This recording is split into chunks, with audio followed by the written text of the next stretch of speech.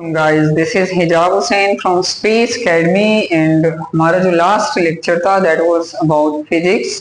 इसमें हमने briefly explain किया था फिजिक्स को कि फिजिक्स के जो डिफाइन कैसे किया जाता है मैटर एनर्जी को हमने ब्रीफली एक्सप्लेन किया था। In this time we are going to discuss about the branches of physics.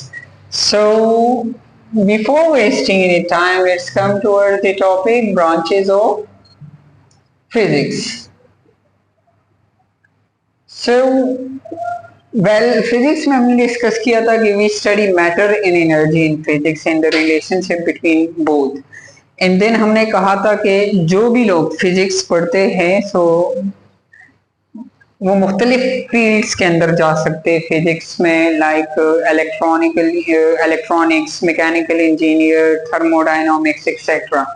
तो ये चूज करना कि आप फिजिक्स पढ़ तो रहे हो, फिजिक्स के अंदर आपने किस फील्ड के अंदर जाना है, because it's a vast field, बहुत बड़ा फील्ड है। ठीक है, इसके अंदर सब फील्ड्स आते हैं, बहुत सारे फील्ड्स आते हैं फिजिक्स के अंदर। तो वही फील्ड्स ब्रांचेस कहलाए जाते हैं फिजिक्स के। ठीक है, तो फिजिक्स समझो, कंसिडर करो एक ट्री है, एक दरख्त है और इसकी मुख्तलिफ शाखें हैं, ब्रांचेस है जो कि बहुत सारे हैं। हम कुछ इनमें से डिस्कस करेंगे। जैसे हम स्टार्ट करते हैं ना, नंबर फर्स्ट मैकेनिक्स से। मैकेनिक्स, सो मैकेनिक्स फिजिक्स का वो ब्रांच है जिसमें हम मोशन को स्टडी करते हैं and motion related laws, principles,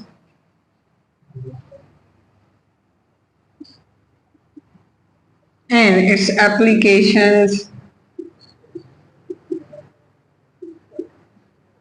study करते हैं। ठीक है, मतलब मैकेनिक्स को अगर हम देखें ना, जो हमारी डेली रूटीन लाइफ है, तो हम मैकेनिक्स किसे कहते हैं? वो लोग जो गाड़ियां बनाते हैं या जो भी व्हीकल्स होते हैं, मैकेनिक्स वही जनरेट करते हैं, बनाते हैं। ठीक है, रिपेयर करते हैं। तो इसी कॉन्सेप्ट को ना हम in a scientific term use करते हैं, मतलब गाड़ियां बनाना। What is the work of vehicles? Vehicles का काम यही होता है मोशन, मोशन ही रिलेटेड है जितने भी व्हीकल्स होते हैं, क्योंकि हम इसमें मूव करते हैं। सो मैकेनिकल को हम बिल्कुल, मैकेनिक्स को हम बिल्कुल सिंपल बनाते हैं। It's a study of motion. जब हम मोशन को स्टडी करते हैं या जितने भी मूविंग ऑब्जेक्ट्स है, like trains, vehicle, aeroplane and all the moving objects, spacecraft too, so हम वो मैकेनिक्स के अंदर पढ़ते हैं। और अगर हम कोई ऐसी चीजें बनाते हैं जो मूविंग ऑब्जेक्ट्स हो, लाइक कार्स बनाते हैं, तो हमें मैकेनिक्स फिर कहा जाता है। So it's very great branch of physics जिसमें हम मुख्तलिफ तरह की चीजें रिलेटेड टू मोशंस बनाते हैं। So it's the first branch of physics जिसमें हम मोशन को स्टडी करते हैं। नंबर सेकंड हमारे पास क्या है? थर्मोडायनामिक्स।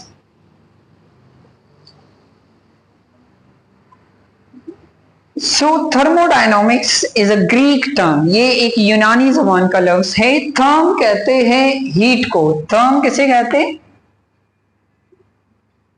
हीट को।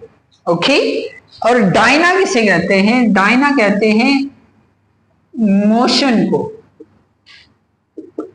सो थर्मोडायनामिक्स को हम इजीली डिफाइन करते हैं, इसके नाम ही से हम इसको डिफाइन करने की कोशिश करते हैं कि motion due to heat is known as thermodynamics. किसे कहते हैं? Motion due to heat is known as thermodynamics. अब मोशन किसे कहते हैं? जब कोई भी ऑब्जेक्ट सराउंडिंग के हिसाब से पोजीशन चेंज करे। जैसे आपके अकॉर्डिंग ना, राइट नाउ मेरी पोजीशन ये है, ठीक, मैंने मूव किया, राइट नाउ मेरी पोजीशन ये हो गई। सो कंपेयर करते, initially I was at this position, अब मैंने सराउंडिंग क्या है, ये बोर्ड, इस बोर्ड पर अगर मेरा ग्राफ बनाया जाए तो पहले मैं यहां पर था, अब मैं यहां पर आया, तो मतलब मैंने पोजीशन को क्या किया, चेंज किया। और जब भी हम पोजीशन को सराउंडिंग के हिसाब से चेंज करते हैं, so that is called motion. Motion in rest हम आगे पढ़ेंगे डिटेल से। सो खैर, अब ये तो मोशन मैंने खुद से किया, एनर्जी की वजह से कैसे मोशन करते हैं, तो ये चीज थोड़ी सी ट्रिकी है, इसको समझना चाहिए।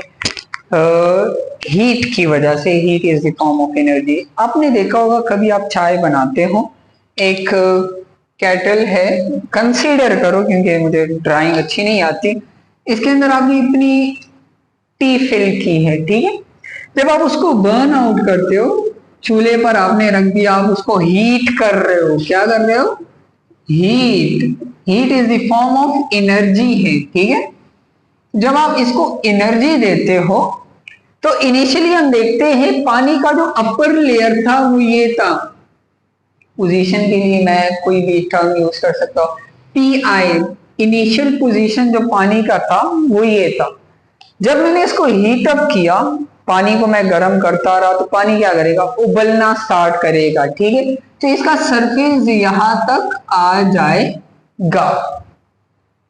अब इसका फाइनल पोजीशन क्या हुआ, ये।